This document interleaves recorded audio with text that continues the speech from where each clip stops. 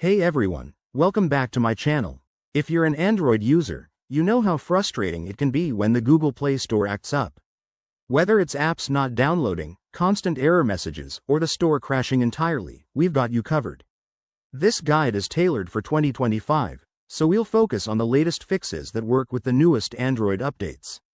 Let's dive right in. First, the most common issue is error codes like 491 or 492, which often stem from cache problems. To fix this, go to your device's settings, then Apps or Applications, find Google Play Store, and tap on Storage. Hit Clear Cache and Clear Data.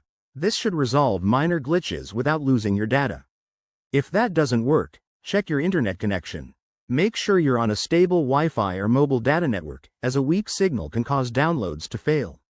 Next, outdated software is a big culprit.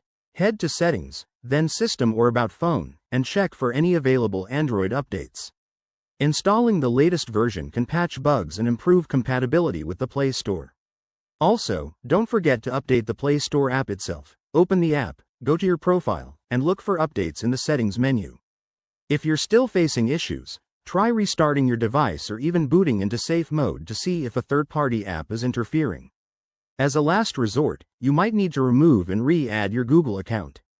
Go to Settings, Accounts, select your Google account, and remove it, then add it back.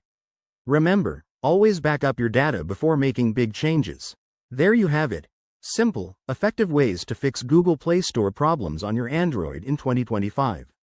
These steps should get you back to downloading apps smoothly.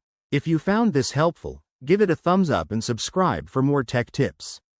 Drop your experiences in the comments below. Thanks for watching, and I'll see you in the next video.